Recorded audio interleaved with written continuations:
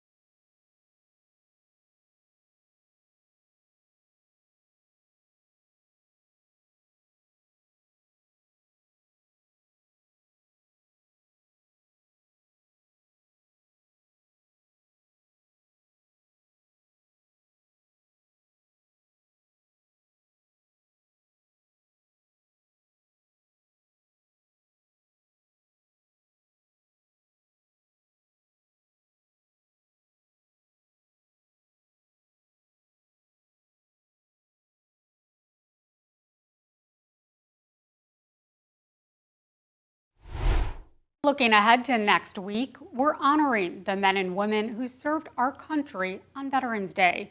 Byron Intermediate School is working to educate kids ahead of the holiday about the sacrifices service members have made to keep us safe.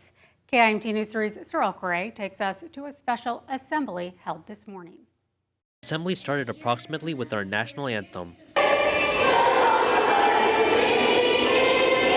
Around 30 veterans showed up to Byron Intermediate School for the celebration, reading letters written to them by the students. You are an outstanding person for people to look up to. We've worked really hard, and I know we were very proud to do this. Leimer and a few of his fellow fifth graders introduced the veterans who came to the school and led the other students in singing songs.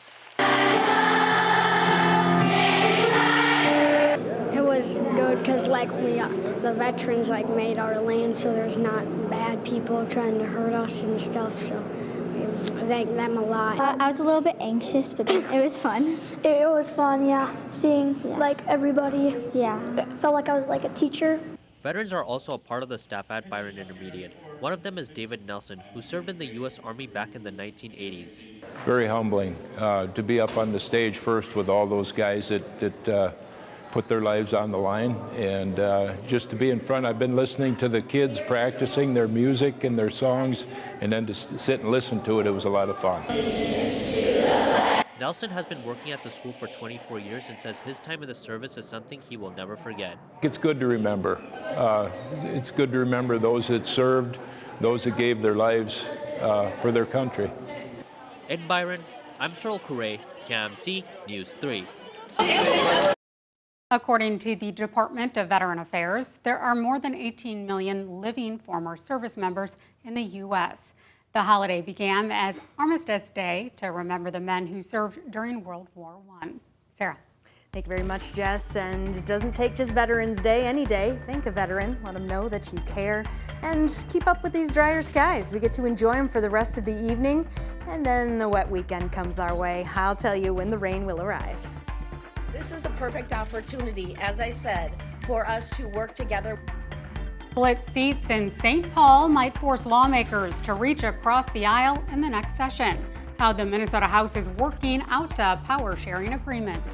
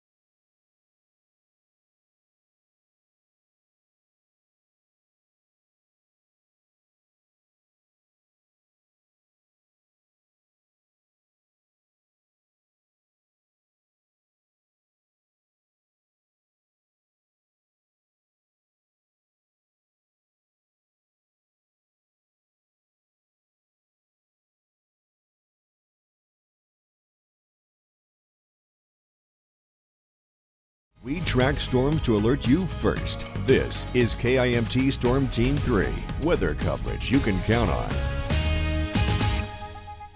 I bet you're looking forward to the weekend. So many of us are, and thankfully we're seeing a beautiful Friday evening shaping up here, Sarah. However, some raindrops in the forecast and something deer hunters may want to plan for.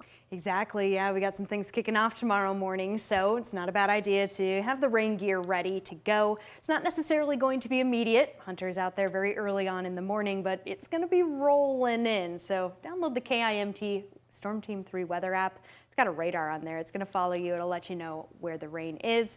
Now, we can time it out for you, of course. We're going to start, but first starting with walking out your door. What we're seeing right now across the area, beautiful sunshine. Yes, some clouds very high up in the atmosphere, texturizing the sky, as I like to say. It's going to give us a beautiful sunset over Mason City, Charles City, Rochester, Albert Lee, Austin, Preston, everywhere in between.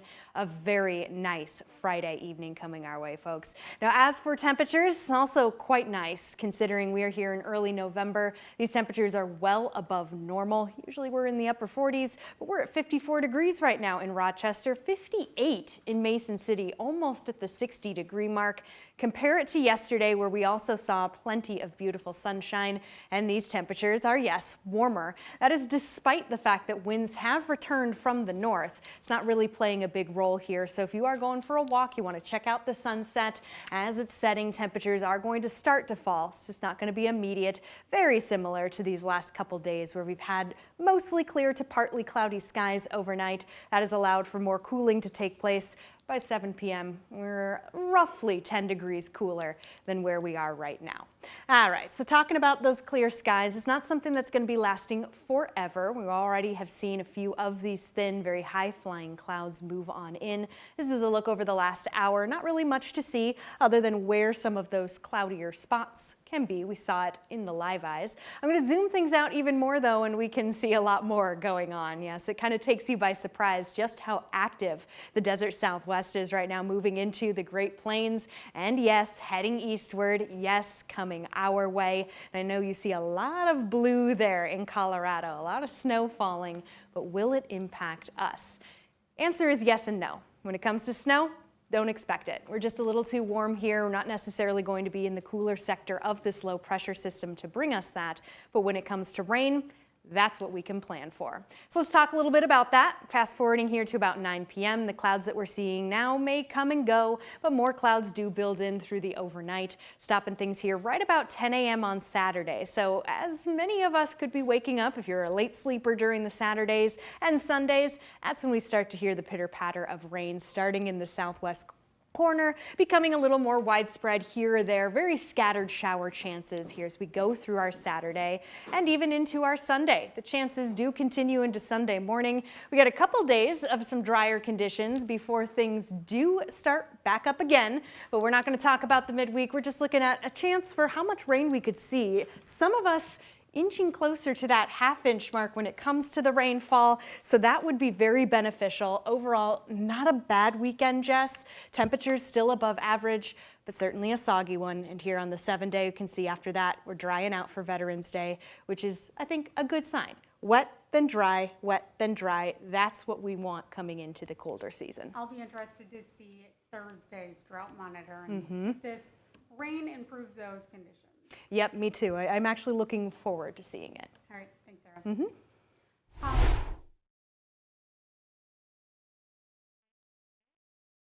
There we go. Can you hear me? Wonderful. All right, politicians may be forced to share power in St. Paul next session. That's because the Minnesota House is on track to be split equally among Republicans and DFLers for the first time in decades. A couple of races are headed to automatic recount because they're so close. But as it stands, there's a tie at 67. Caroline Cummings has how the makeup will impact the way lawmakers use our tax dollars next session.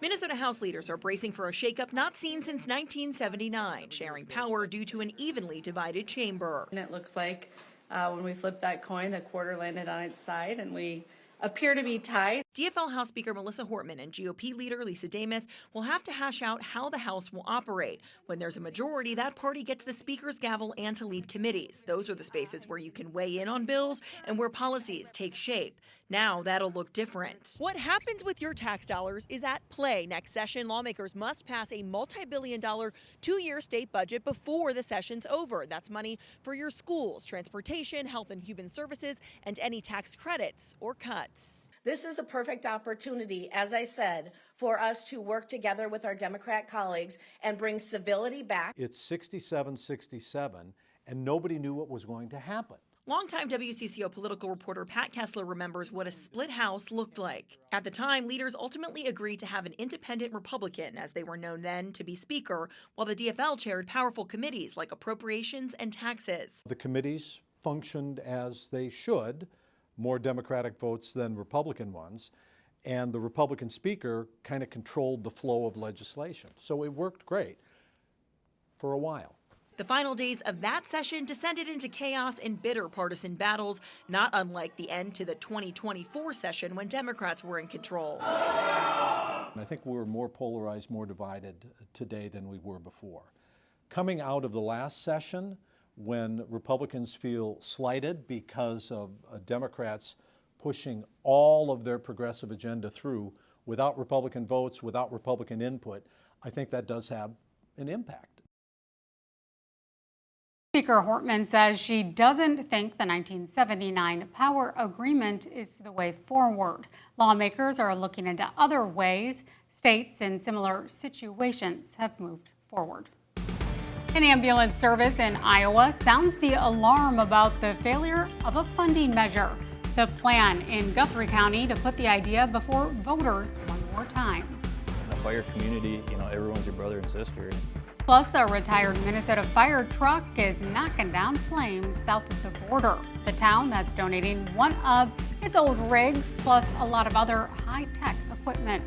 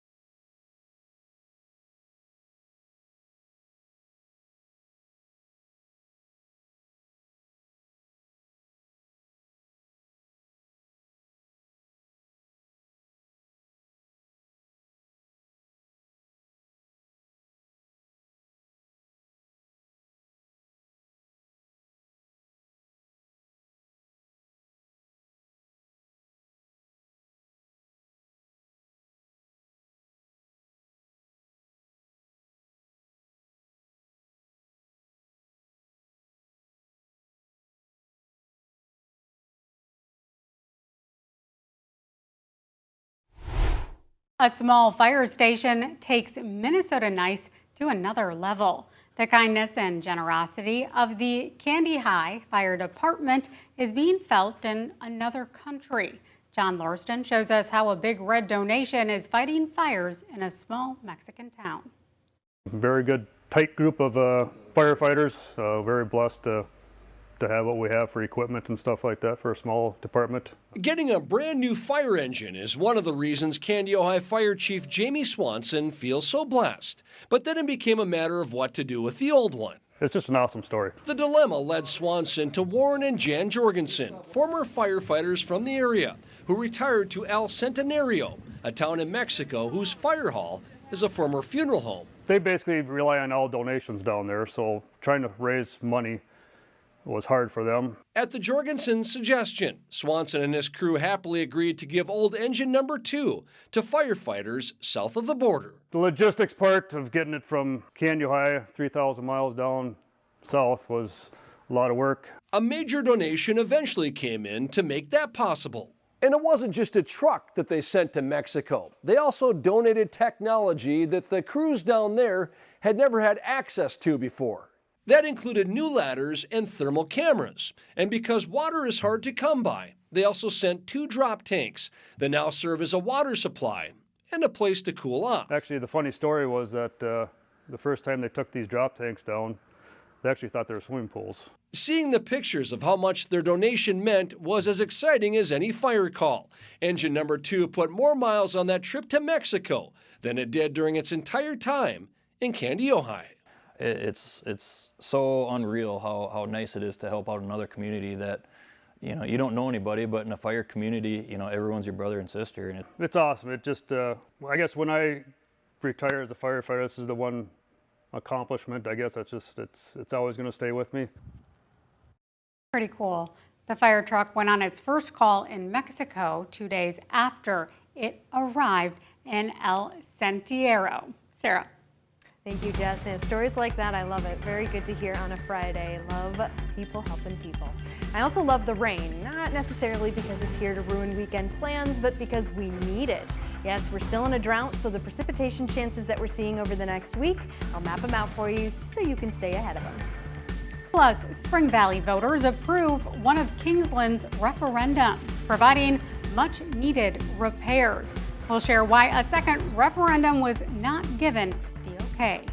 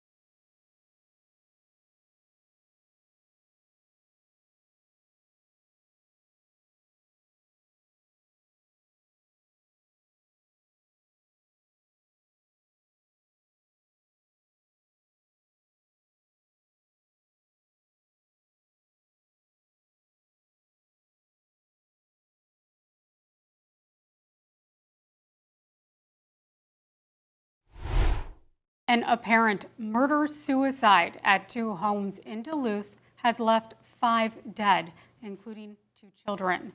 Just after 2 yesterday afternoon, Duluth police conducted a welfare check on 47-year-old Erin Abramson after she didn't show up to work. Inside her home on Tacony Street in the West Duluth neighborhood, officers found Abramson and her 15-year-old son, Jacob Nephew, dead from apparent gunshot wounds.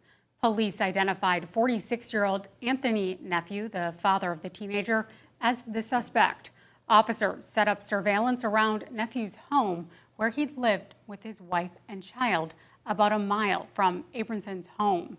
When law enforcement flew a drone over the suspect's home, they found Nephew, his wife, 45-year-old Catherine, and their son, 7-year-old Oliver, dead from gunshot wounds.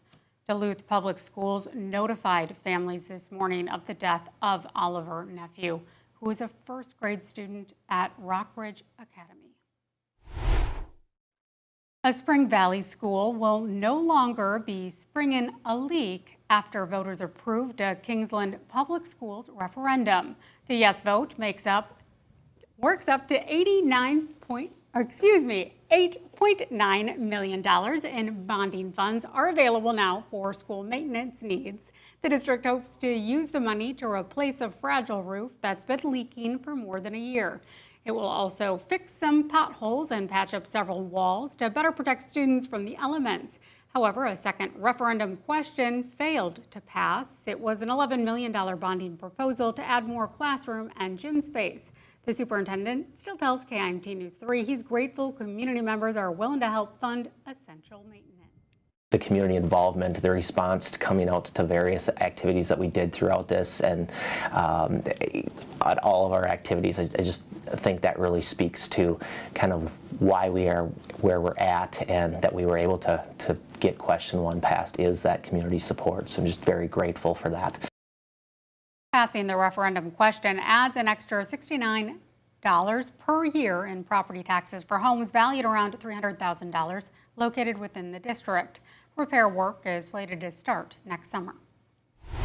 Storm Team 3 meteorologist Sarah Knox back with us now. Heading out the door, Sarah, what do we need? Yeah, all we really need is just a light jacket and our sunglasses, at least for the next hour. Yes, the sun is setting, we know it. In fact, in less than an hour, it will officially be set, but it's still important to have it, especially if you're hitting the roads right now or just walking out the door. So let's take a peek when it comes to our temperatures. Oh, they're not too bad, I'll admit. Temps well above average here today, but they are going to cool off quickly as they naturally would. We have mostly clear to partly cloudy skies coming into the night. So once we lose that warming sunshine, it's going to allow for some cooling to take place. So we will be relatively quick to cool down. By 10 p.m. we're back in the lower 40s, which honestly is still pretty good for this time of the year. We're also tracking some rainfall chances. Not so much tonight. Got a good Friday night, but through our weekend, that's when we see it next and even into next week. So Jess, a little later on in this newscast, I'll have more details on the timing of all this rain so we can stay up to date. Thank you, Sarah. Voters in 7 Iowa counties approved a ballot measure to fund county-wide emergency medical services. Another 5 voted down the referendums, including Floyd and Guthrie. County leaders there say work to improve services is far from over. Here's Ophelia Jacobson. In the city of Panora, Main Street is being transformed. Christmas decorations are out and change is in the air. But some voters in Guthrie County, well, I was a little bit surprised. We're hoping for a different kind of change. I really thought that the number of people in the county would support it. Carla Brisley was one of more than 3,000 people who voted yes on a ballot measure to fund countywide emergency medical services. The tax referendum failed, with just under 54% voting yes. It needed 60% approval to pass. Disappointed. Panora EMS Director John D. Laverne says he was confident the measure was going to pass. The tax levy would have raised in upwards of $800,000 a year. The department was one of 3 that would have gotten a cut of that money. It may just be reaching out more, have more meetings, try and get the word out sooner and everything. D. Laverne says now they'll need to reevaluate their services. He says he doesn't know if they'll still be able to cover 80% of the county like they do right now. I really hope that we don't have to do any drastic cuts as a result. I'm not sure at this point what our options are. He hopes they'll get another shot at securing more funding. I would hope that they are still behind us and would like to see this go forward. Are you willing to go through that process again? Yeah, I am willing to go through that process again, yes. County Supervisor Mike Dixon voted against the ballot measure, but he says the conversation around EMS is important and it isn't over. I would hope there'd be a better plan to cover faster response times to the western part of the county. Also, I would hope that there would be agreements in place before it would go to a public vote. For it to go to a public vote again, the process has to start all over. The Board of Supervisors has to pass another resolution declaring EMS an essential service. A new advisory committee has to be formed, and then it can be on the ballot. It's still an issue that we need to resolve. Brisley says that change can't come soon enough. Well, I hope they try it again. I think there's definitely a need here, and as there is in all of Iowa, to reach all the rural people. In Iowa, EMS is not considered an essential service, so there's no guarantee or requirement an ambulance will show up when someone dials 911. Rochester's mayor is looking for a few smart students with minds on municipal matters. How your kid can enter the Kim Norton's Mayor for a Day essay contest. Plus, as Minnesota malls start to make money this holiday season, we're taking a trip through time to see how the state became a shopping destination and what innovations keep convincing customers to spend. Plus, if you think now is too early to start decorating for Christmas, this Iowa man right here will change your mind. The incredibly heartbreaking and loving reason he's decorated every single lawn along his Indianola street.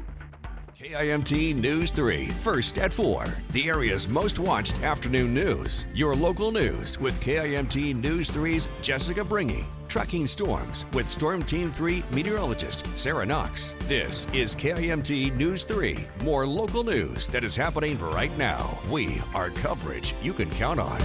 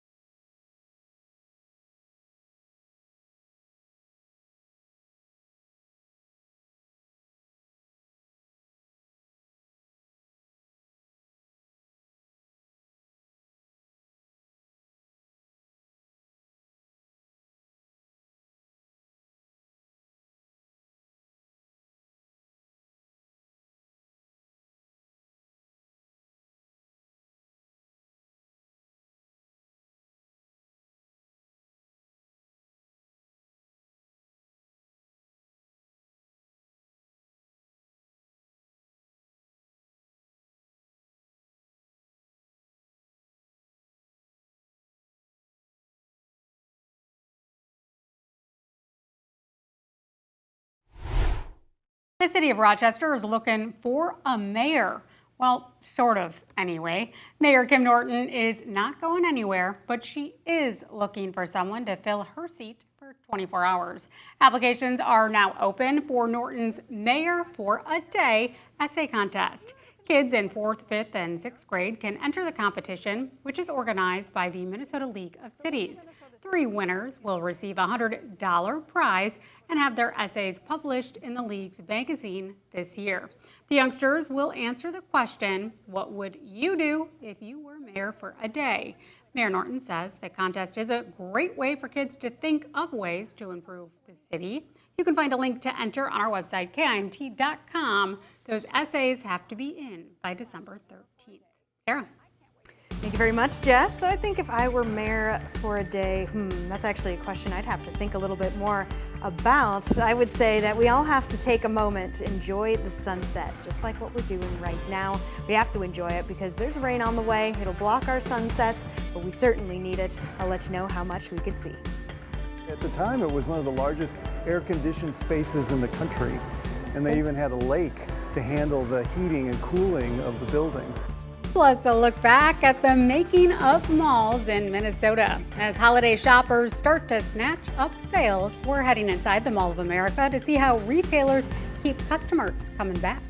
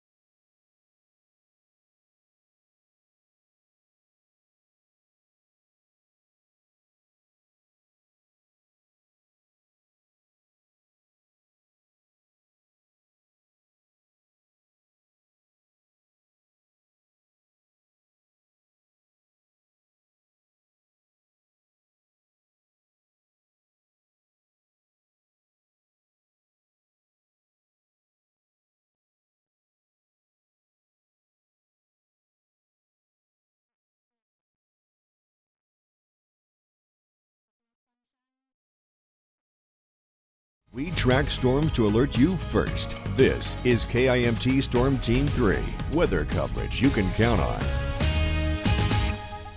I do not know if things could have been more eventful this week. It feels almost like 2 weeks ago the election was here. We've been covering some major trials. Now looking ahead to deer hunting weekend, just one thing after another. So it was nice to see sunshine, calm conditions as we do anticipate some rain. Sarah. Yeah, very helpful here. Nice to have some of those brighter days here that just help us recover from the week, and now we're heading into the weekend. Thing is, it's not going to be quite as bright this weekend. It's going to be a little rainy, but hey, we still have the rest of this Friday to enjoy despite the sun almost completely set. Let's enjoy it here in Albert Lea throughout the day. This was around 4:42 in the morning, so it's not here quite yet, but as I push time forward, there it is, a beautiful sunrise, very high flying clouds. That was about it. Otherwise, blue sky, and now we've come into the evening here, early evening. morning, and that sun is already on its way down. So it was a very nice day overall. The winds were light, the temperatures were nice and mild. At one point, I rolled down the windows on my car. It had been sitting outside. The sun was enough to warm it on up, so it felt really good just to be out and about. It's still good to be out and about. It's 54 in Rochester, now in Albert Lee, Austin as well. Temperatures have dropped there. In Mason City, we're still sitting at 58 degrees, so still quite warm, 6 degrees warmer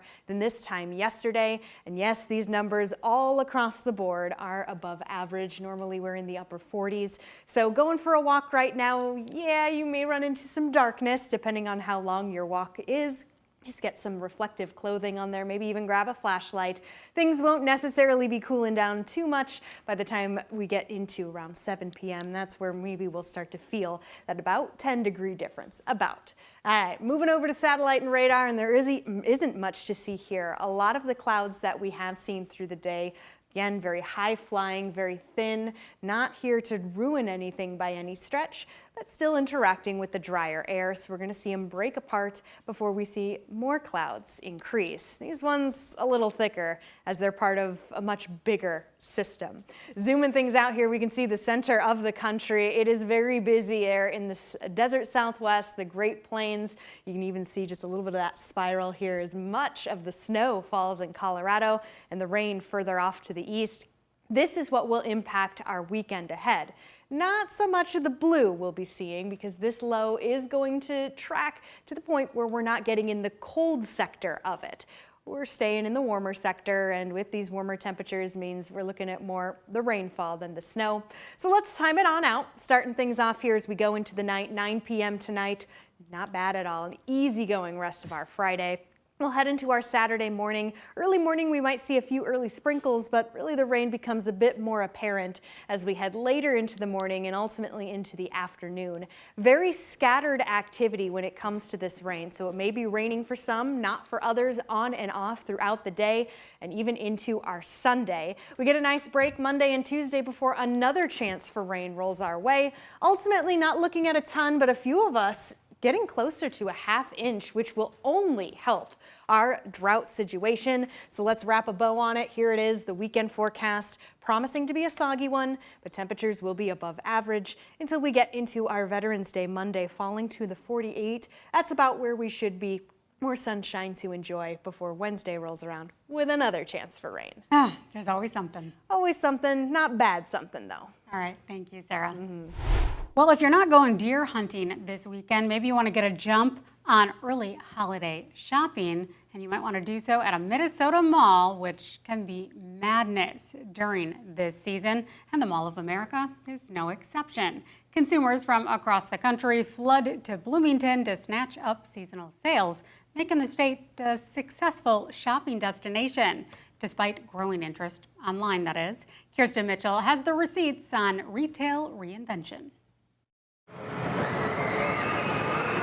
From the Mall of America to Rosedale Center, shopping malls dot every corner of the Twin Cities metro and well beyond. Minnesota has always been this place for retail innovation. Tom Fisher is a professor and director of the Minnesota Design Center at the University of Minnesota. We have a lot of malls in large part because of the weather. The country's very first enclosed mall was Southdale Center, which opened in 1956 and was developed by the Dayton family. At the time, it was one of the largest air-conditioned spaces in the country, and they even had a lake to handle the heating and cooling of the building. Austrian architect Victor Gruen designed the mall, which looked a lot different from the mall today. It was the same width as a typical Vienna street, and it had trees, it had birds, it had fish, there was a pond, and there were sidewalk cafes. The innovative shopping center garnered international attention and sparked a mall boom.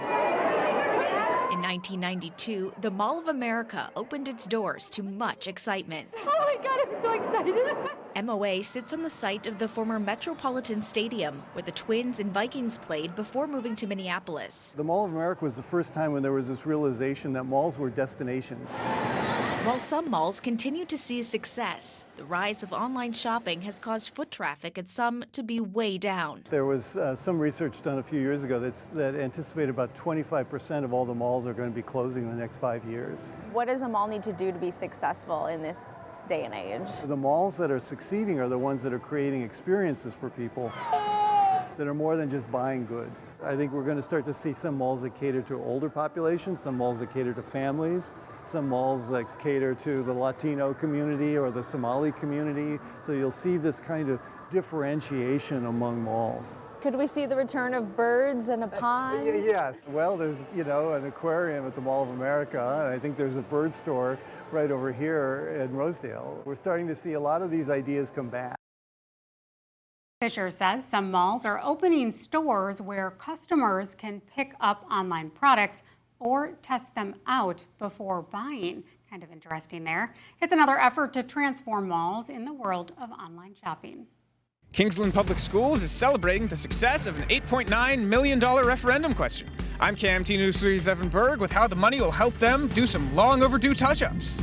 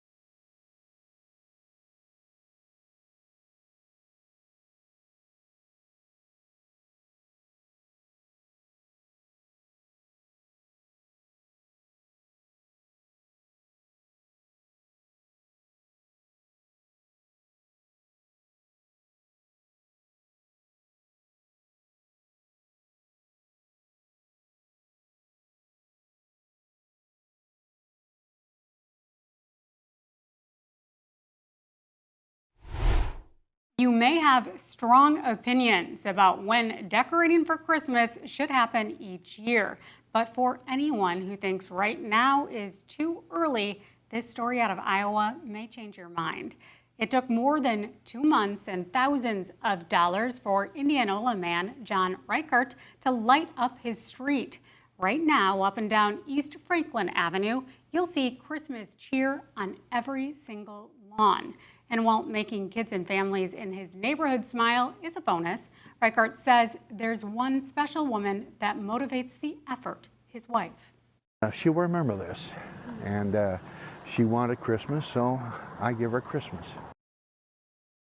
Very simply put, but so heartfelt. Reichert says his wife has Alzheimer's, so all he wants this year is to make a memory with her. If that doesn't make you grateful, I don't know what does. To have family that remember that you can make memories with, and oh, that man, he is just so darn sweet.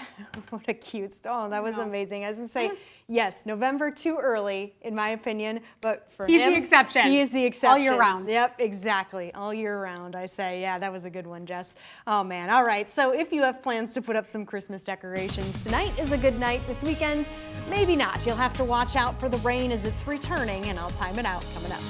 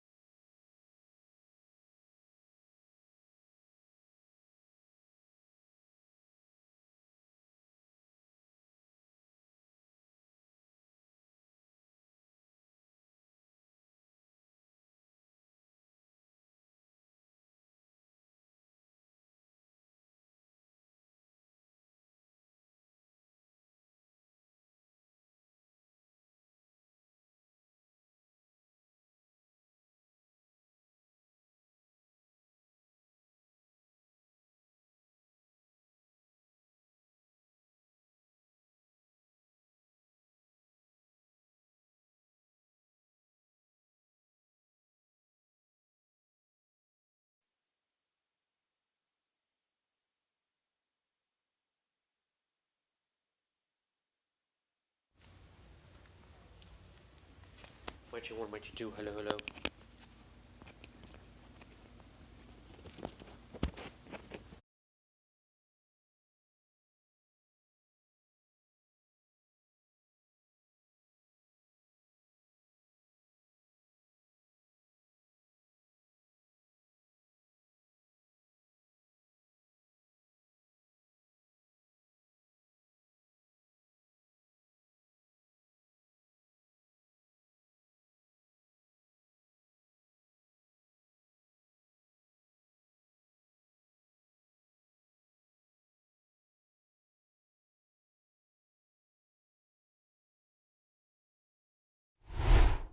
Thank you for watching KIMT News 3 and happy Friday. I'm Jessica Bringy. It's feeling all right out there, pretty average, and at least it's dry. If you're planning on participating in the deer hunting opener, you might want to grab an umbrella. Storm Team 3 meteorologist Sarah Knox joining us now. Sarah, as mentioned, current temps about where we should be. Roughly, we're still a little warmer than normal, which I think is great here. We'll start to see these temperatures shift, though, as we, of course, see daytime shift to nighttime.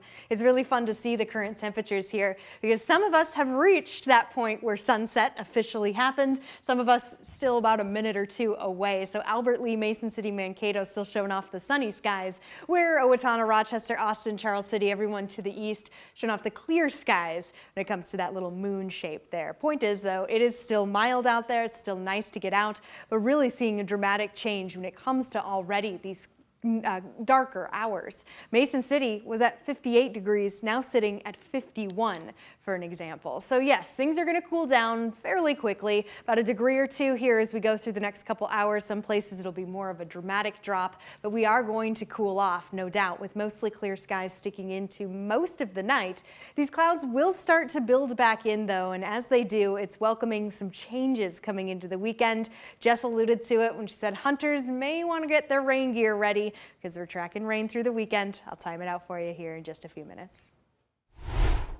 Sarah, we're learning more about the Duluth man suspected of carrying out a murder-suicide on 4 victims, including 2 children in Duluth. Just after 2 yesterday, Duluth police conducted a welfare check on 47-year-old Erin Abramson after she didn't show up to work. Inside her home on Tacony Street in the West Duluth neighborhood,